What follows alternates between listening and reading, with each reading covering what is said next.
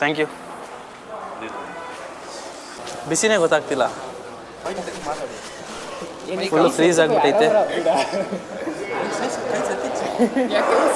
ಸಕ್ಕ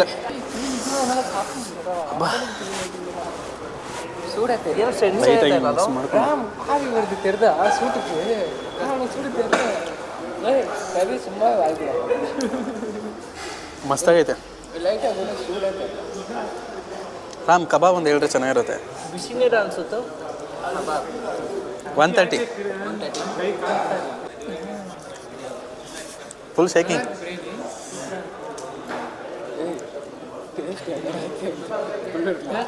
taste ಚೆನ್ನಾಗಿ ಗೊತ್ತಾಯ್ತೈತೆ, ಬಿಸಿ ಗೊತ್ತಾಗ್ತಿಲ್ಲ.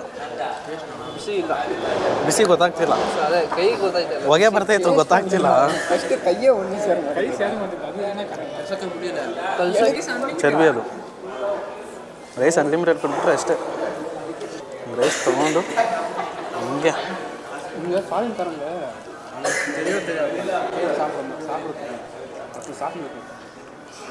Piece ಎಲ್ಲ ಮಸ್ತಾಗಿ ಕೊಟ್ಟಿದ್ದಾರೆ. ಒಂದೊಂದು ಸಕ್ಕ ಸಾಫ್ಟಾಗಿ ಬಿಸಿಯಾಗಿತ್ತು. ಕಬಾಬ್ ಒಂದು ಹೇಳಿದ್ರೆ ಚೆನ್ನಾಗಿರೋದು, ಬಟ್ ಹೋಗಿ ಹೇಳೋಷ್ಟು ಬಿಸಿ ಆರೋಗ್ಬಿಡುತ್ತೆ ಅಂತ ಹೇಳ್ಬಿಟ್ಟು ಕುತ್ಕೊಂಡು ತಿಂತಾ ಇದ್ದೀವಿ. ನೀವೇನು ಹೇಳ್ಬೇಕಾ ಕಿರಣ್ ಅವರೇ? ಹೇಳಿ, ಹೇಗೆ ಅನ್ನಿಸ್ತೈತೆ? ಸೂಪರ್. ಕಾರ್ತಿಕ್ ಅವರೇ? ಸೂಪರ್. ನರೇಶ್ ಅವರೇ?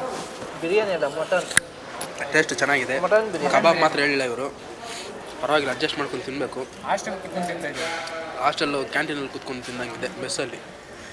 ಕಬಾಬ್ ಬಿಸಿ ಆರೋಗ್ಬಿಡುತ್ತೆ ಹೋಗಿ ಬರೋ ಅಷ್ಟೇ. ನೋಡೋಣ. ನನಗೆ ಮಾತ್ರ ರೈಸ್ ಕಮ್ಮಿ ಕೊಟ್ಟಂಗೆ ಫೀಲ್ ಆಗ್ತೈತೆ. ಇಪ್ಪು ಕೂಡ ಇದೆ. ಅನ್ನನ ಇಸ್ಕೋಕ್ಕಾಗ್ತಿಲ್ಲ, ಪೀಸ್ನ ಇದು ಮಾಡೋಕ್ಕಾಗ್ತಿಲ್ಲ. ಈ ಫಾರಿನರ್ಸು ಫೋರ್ಕಲ್ಲಿ ಸ್ಪೂನಲ್ಲಿ ತಿಂದು ಅಭ್ಯಾಸ ಆಗ್ಬಿಟ್ಟು ಇವಾಗ ನಾವು ಕೈಯಲ್ಲೇ ತಿನ್ನೋಕ್ಕೆ ಗೊತ್ತಿಲ್ಲ, ಆ ಥರ ತಿಂತಾಯಿದ್ದೀವಿ. Thank you. ಊಟ ಮಾಡಿಬಿಟ್ಟು ಆಮೇಲೆ ಕಂಟಿನ್ಯೂ ಮಾಡ್ತೀವಿ ಅಷ್ಟೇ. Thank you. ಮೂಳೆ ನೋಡಿ, ಯಾರಿಗೂ ಸಿಕ್ಕಿಲ್ಲ, ನನಗೆ ಸಿಕ್ಕಿದೆ.